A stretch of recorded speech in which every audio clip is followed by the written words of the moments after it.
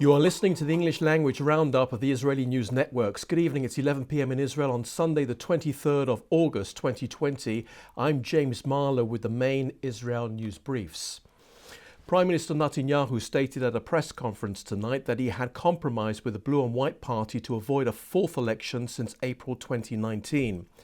This compromise will postpone the passing of the budget by 100 days, providing the legislation is passed by midnight on Monday night. If the deadline is not met, the Knesset will automatically dissolve itself. Tonight at a press conference, the Prime Minister's first question came from the pro-Netanyahu Channel 20, but after there came a barrage of hostile questions, even though a new Channel 13 poll tonight suggested early elections would benefit Netanyahu. The poll found that the Likud party would win 31 seats, Yesh Atid 19, Yamina 18, Joint Lists, which is the four Arab factions, 13 seats, Blue and White, led by Benny Gantz, 11, Yisrael Beitenu, that's Lieberman's party, 8 seats, Shas 7, United Torah Judaism 7, and Meretz 6. The Labour Party, Beit Yehudi, Derech Eretz and Gesher would all fail to cross the threshold. According to this poll, Netanyahu could join with Bennett's Yamina party along with the two religious parties and end up with 63 seats out of 120. The government did not hold its weekly cabinet meeting today because of the ongoing dispute between Likud and the Blue and White parties over the budget.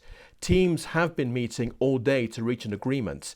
The bill submitted by Derech Eretz MK Zvi Hauser to postpone the passing of the budget still needs parliamentary committee approval for its second and third readings, and only then a vote in the Knesset is taken to postpone the budget by 100 days. Police have detained the manager of the Red Sea Hotel in Eilat for obstructing the investigation of an alleged gang rape of a 16-year-old girl. The manager is also being accused of failing to stop a crime. Security camera footage confirms that the incident did take place at the hotel, despite the manager telling Channel 12 News last Thursday that there was no evidence the alleged rape occurred at the Red Sea Hotel. He added if it had, the management would have known about it. Last week it was reported around 30 men raped an intoxicated young girl, but tonight the number is believed to be slightly lower. It was also reported that the hotel security chief said that the 16-year-old girl and her friend had a hand in the incident. Another 9 people were arrested today for the alleged involvement in the crime after being identified from security camera footage at the hotel. This follows 17 others who were earlier questioned. A remand hearing was also held this morning for 3 suspects who were arrested yesterday. U.S. Secretary of State Mike Pompeo is scheduled to arrive in Israel for talks with Prime Minister Netanyahu tomorrow. Discussions are expected to include the normalization of ties between Israel and the United Arab Emirates, the growing threat of Iran, and huge Chinese involvement in Israel. Another night of clashes erupted in the city centre of Jerusalem along King George, Paris Square, and outside the Prime Minister's residence as the weekly protests drew more than 10,000 people. Police asked the Jerusalem District Court to extend by 5 days the remand in custody of 2 demonstrators and to issue orders to bar 6 others from the capital for 15 days. Police also asked that at least one be released to house arrest. A statement from a police spokesperson said that 3 officers were injured and a rock was thrown at one of them. At least 30 demonstrators were detained on suspicion of causing disturbances and assaulting police. The demonstrators from the Crime Ministers movement complained of unprovoked police violence. Also last night, more than 1,000 protesters marched from the entrance of Jerusalem towards Paris Square in defiance of a police refusal to hold the procession on the grounds it could disrupt local traffic. There were also protests by the Prime Minister's residence in Caesarea and at intersections around the country. At least 28 more fires have been set in the south due to incendiary balloons being launched from the Gaza Strip. A rocket fired by Palestinians last night towards Israel fell inside the Gaza Strip. The launch triggered a red alert alarm in Sderot.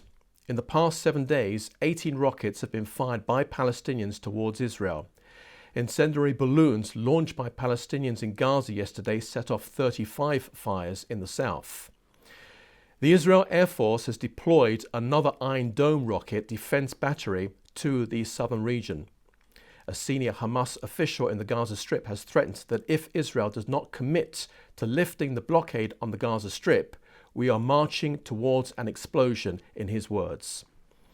A Gaza-based news agency said Israel restricted commercial goods into Gaza through the Kerem crossing and was allowing only food, medicine and medical assistance. A Hamas administration official responsible for crossings and goods said that Israel is not allowing building materials, fuel and car tyres into the Strip.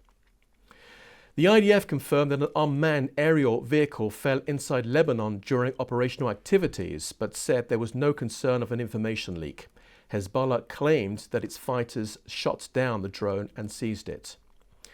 The number of coronavirus fatalities has risen to 833. The number of active COVID cases is currently standing at 22,045.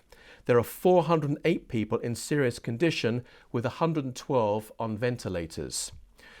Finally, the weather expected on Monday: Jerusalem 30 Celsius, Tel Aviv 31, Haifa 29, Beersheba 34, and in Eilat going up to 39 Celsius.